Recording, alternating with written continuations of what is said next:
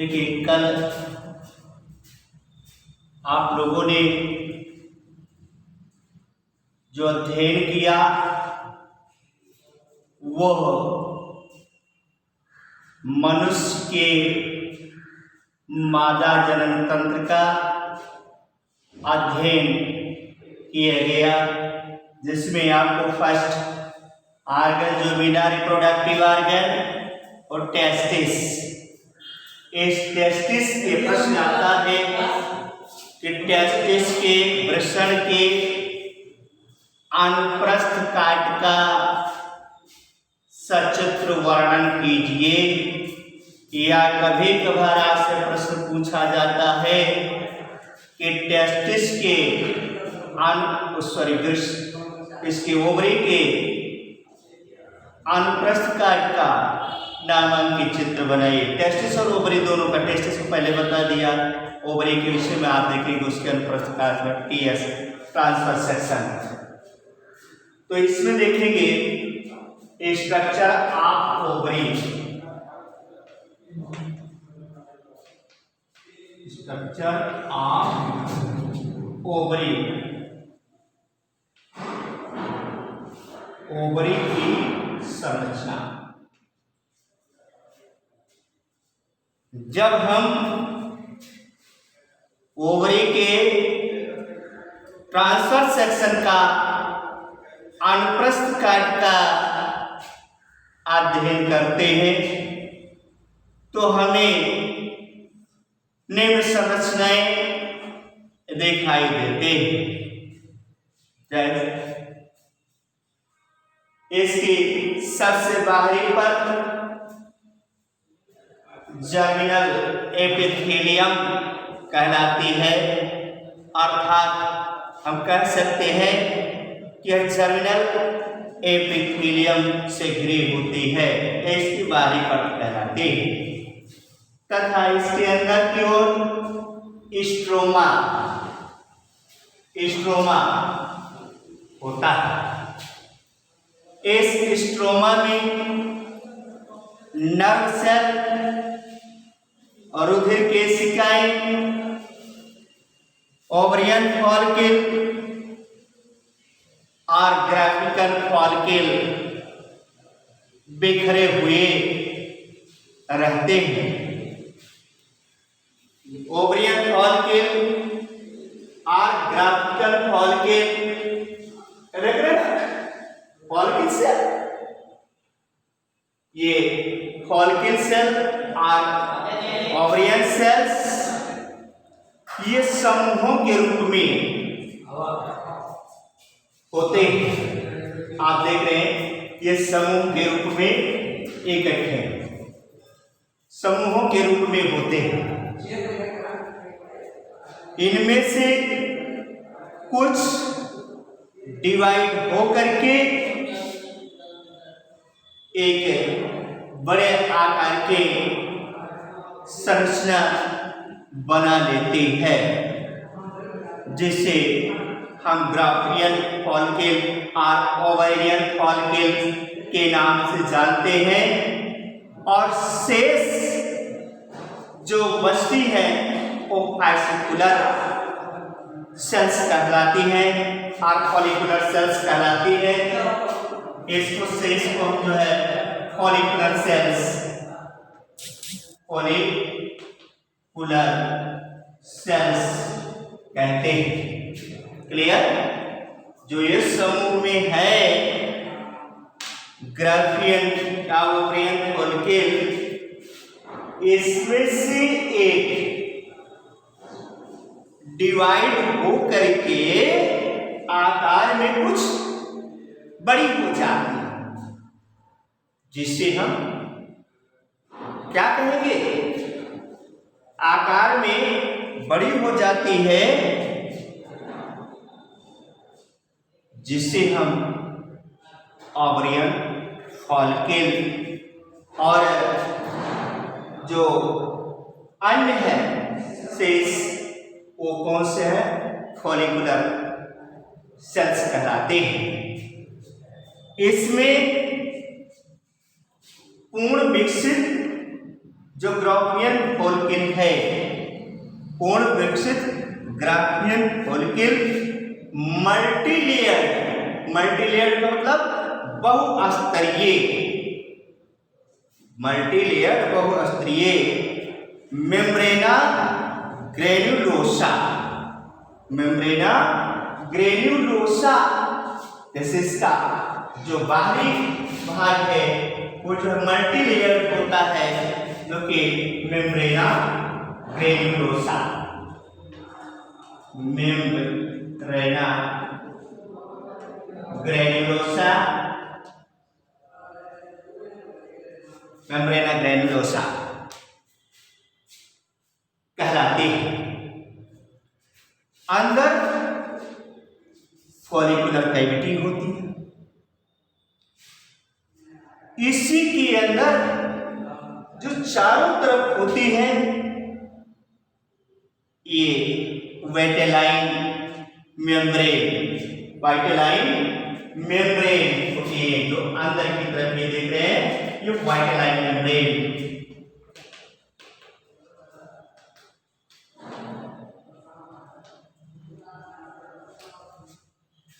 Vitelline membrane तथा बाहर की ओर मोटा अस्तर होता है जिसे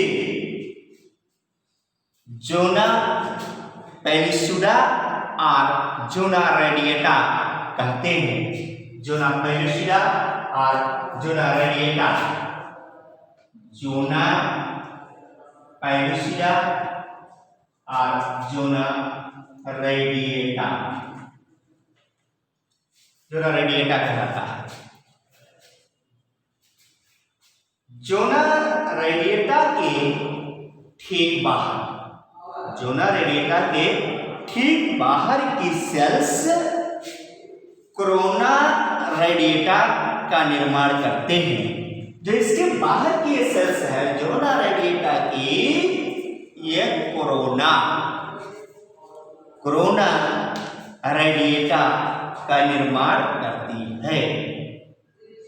इस प्रकार ये इस ओवरी की आंतरिक संरचना, जो कि वेरी वेरी इंपॉर्टेंट है, आपसे ये पूछा जाता है।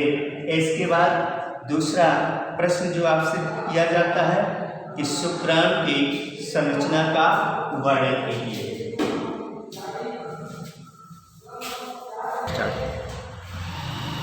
हाँ, दूसरा जो इम्पोर्टेंट प्रश्न आता है वो भी आता है कि शुक्राणु की संरचना का वर्णन कीजिए। क्या? शुक्राणु की संरचना का वर्णन कीजिए, अथवा आपसे प्रश्न किया जाता है कि शुक्राणुओं का स्वच्छ नामांकित चित्र बनाइए। ये भी प्रश्न आपसे पूछा जाता है। तो structure of sperm, structure of sperm, शुक्राणु की संरचना। तो फिगर भी कैसे, तो देखिए पहले हम फिगर इसका बना लेते हैं इस प्रकार से।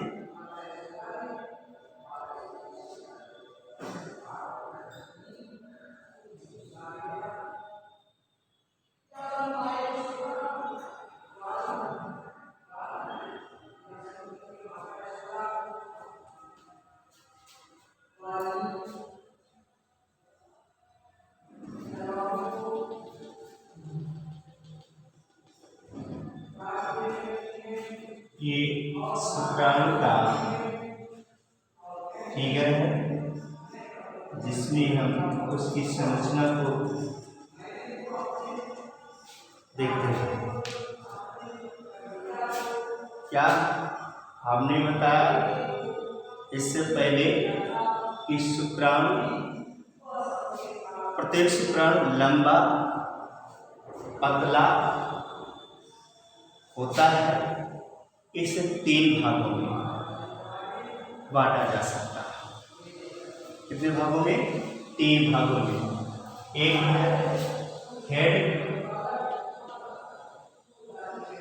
हेड, दूसरा मिडिल पीस,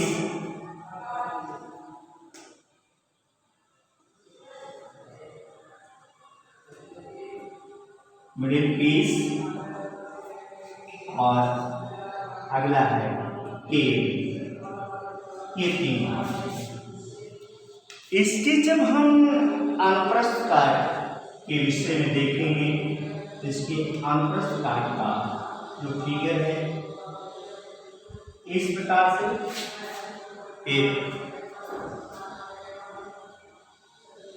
इस प्रकार से इसका ये अनुप्रस्थ काटूं, इसका ये मिडिल पार्ट इस तरह से, मिडिल पार्ट की संरचना में हम देखते हैं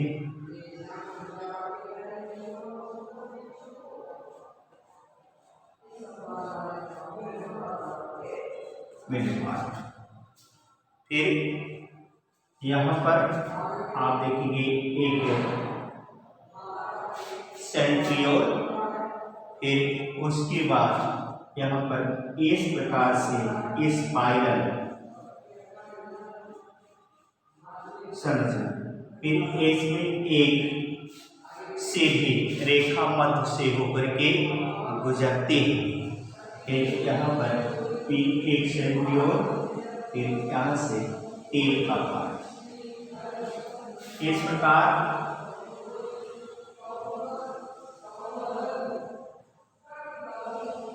ये शुक्राणु का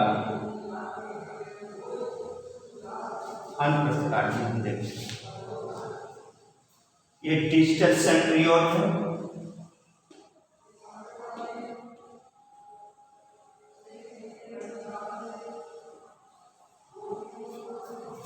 अभी हमने बताया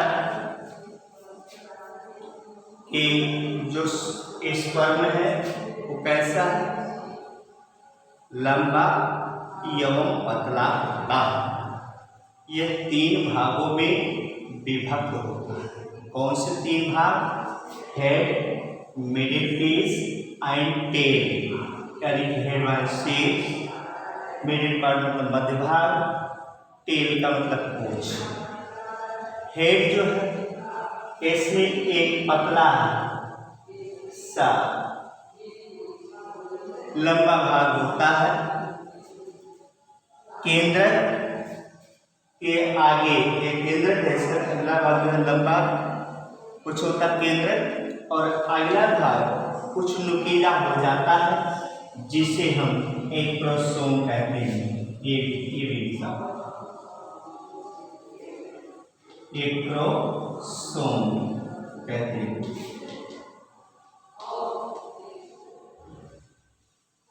एक प्रोसोम।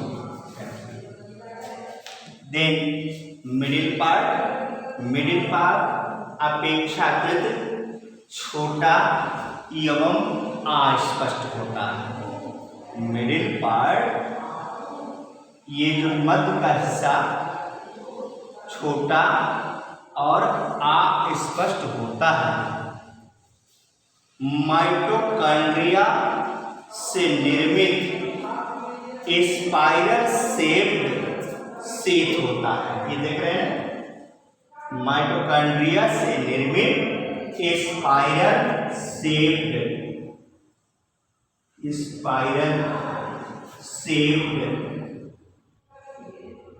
शीथ माने आवरण होता है। देन टेल का मतलब पूंछ। इसमें क्या है? यह जीव द्रव्य के झिल्ली के रूप में होती है। जो ये टेल देखते हैं ये जीव द्रव्य के झिल्ली के रूप में, एक झिल्ली के रूप में होती है, जिसकी मध्य रेखा में, देख रहे हैं पृथ्वी में, जिसकी मध्य रेखा में एक पतला सा अक्ष सूत्र होता है। जीव द्रव्य का एक पतला सा झिल्ली के रूप में होता है। आप याद रखें, इसी के सहारे ये चलता तैरता है और इसकी मध्य रेखा में एक अक्ष सूत्र पाया जाता है। क्लियर? एक बार पुनः देख लीजिए कि शुक्राणु या इस पर लंबा बेलनाकार पतला सा होता है। यह मोटाई होता, मोटाई का मतलब चल होता, क्योंकि इसमें टेल पाई जाती है, इसी टेल के सहारे ये जो है चलती है। यह 3 भागों में बटा होता है, हेड, मिडिल पीस और टेल। हेड कैसा इसका होता है? लंबा होता है। हेड कैसा होता है? लंबा होता है और इसका केंद्र आगे की तरफ कुछ नुकीला सा हो जाता है, जिसे हम एक्रोसोम कहते हैं। दूसरा मिडिल पीस, मिडिल पीस अपेक्षाकृत अस्पष्ट होता है। अपेक्षाकृत कैसा होता है? अस्पष्ट होता है। इस भाग में 2 सेंट्रियोल होते हैं, इस भाग में 2 सेंट्रियोल होते हैं और माइटोकॉन्ड्रिया द्वारा निर्मित स्पाइरल शीट भी पाया जाता है। टेल, टेल ये जीव द्रव्य का एक झिल्ली नुमा संरचना होती है। इसके मध्य में एक अक्ष सूत्र भी पाया जाता है। क्लियर? तो इस तरह से यह शुक्राणु की संरचना हुई, जिसके बारे में ये प्रश्न आपसे पूछा जाता है। ये दोनों प्रश्न भी इम्पोर्टेंट है, जो आपसे प्रश्न पूछे जाएंगे इसका या लिखने के लिए, या इसके फिगर भी पूछ लिए जाते हैं। तो दोनों फिगर आपको अच्छी प्रकार से बनाना आना चाहिए। नेक्स्ट प्रश्न पर चर्चा करते हैं, जिसके विषय में जैसे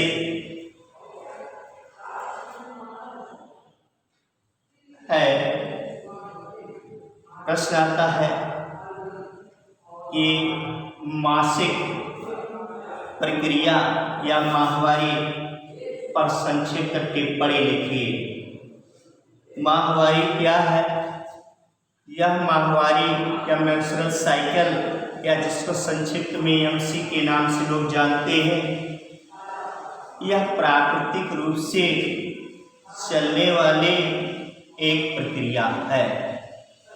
यह लगभग 12 से 13 वर्ष की उम्र में प्रारंभ हो जाती है और इसमें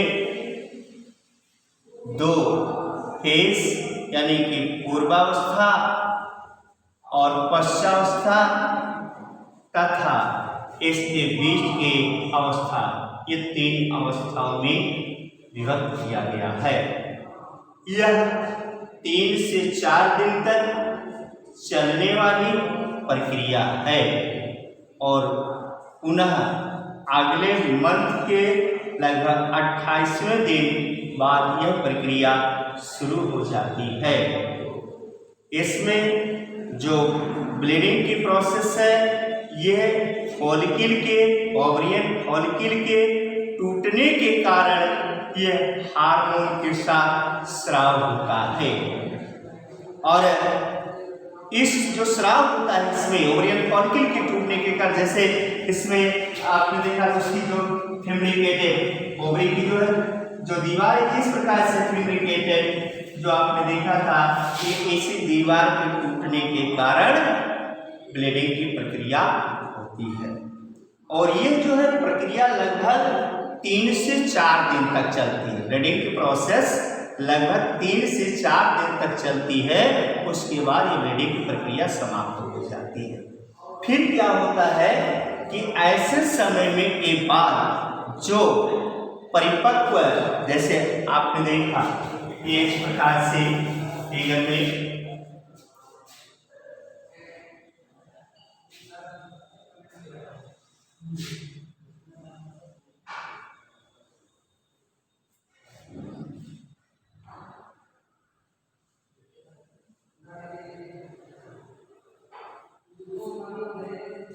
यहाँ पर ये ओवरी मुझे रखा था 2 जोड़ी होती है, सॉरी 1 जोड़ी संख्या में 2,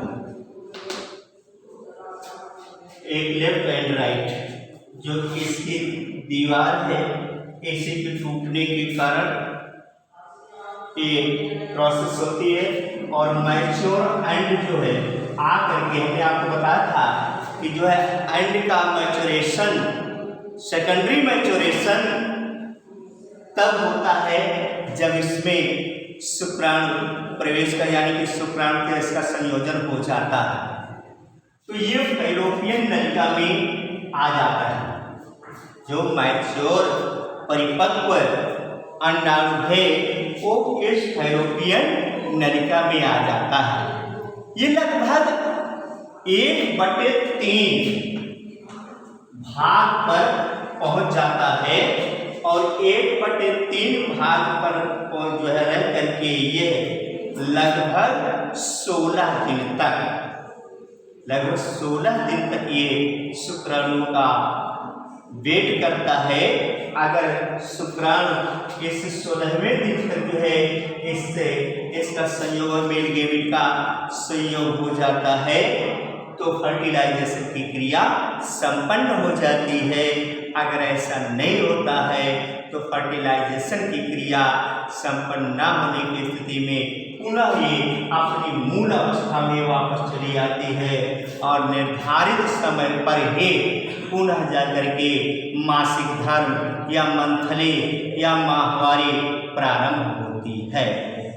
इस प्रकार ये माहवारी या मंथली एक नियमित रूप से चलने वाली प्राकृतिक प्रक्रिया है जो कि एक जो है कहने का तात्पर्य कि महिलाओं के लिए ये जीवन का एक वरदान है जिसके अगर किसी महिला में ऐसा है कि अगर उसको जो है अनियमित रूप से उसका जो माहवारी डिस्टर्ब है तो ऐसे में उसे जो संतान का जन्म देने में भी समस्या होती है क्योंकि अंडाणु बन रहे हैं या न बन रहे हैं। या अथवा कभी कभार ऐसा होता है कि प्रोसेस चलती है फिर भी ये जो है इसमें अंडाणु जीवित हैं अथवा नहीं जीवित है, ये तरह तरह की समस्याएं आती हैं। तो अनियमित रहने पर भी यह प्रक्रिया में प्रॉब्लम होती है कि उसमें गर्भ धारण की संभावना कम हो जाती है या कब ऐसा प्रोसेस हुआ थोड़ा संदेह में चला जाता है। तो इस प्रकार से ये जो माहवारी से संबंधित प्रश्न पीआर से पूछा जाता है कि आर्त चक्र पर संक्षिप्त टिप्पणी लिखिए। तो आर्त चक्र पर जो ये टिप्पणी पूछा गया है ये टिप्पणी भी बहुत ही इम्पोर्टेंट है, आपसे प्रश्न पूछा गया है। इसको आप सभी लोग जो है नोट्स बनाएंगे और लिखेंगे। फिर आगे देखिए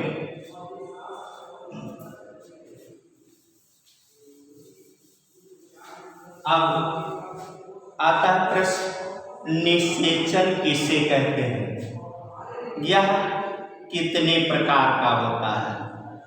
निषेचन यानी कि अंडाणु एवं शुक्राणु के मिलने की क्रिया को निषेचन कहते हैं। जीवों में 2 प्रकार का, एक बाह्य निषेचन और दूसरा अंतः निषेचन, 2 प्रकार का निषेचन पाया जाता है।